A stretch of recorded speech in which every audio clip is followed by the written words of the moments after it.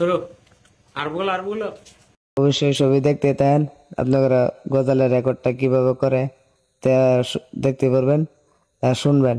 আমার মরণ আসিবে কখন কেউ তো জানে না, এই দুনিয়ায় চিরজীবন থাকার জায়গা নাই, অন্ধকার কবর যে আমার আসল ঠিকানা, এই দুনিয়ায় চিরজীবন থাকার জায়গা নাই, অন্ধকার কবর যে আমার আসল ঠিকানা।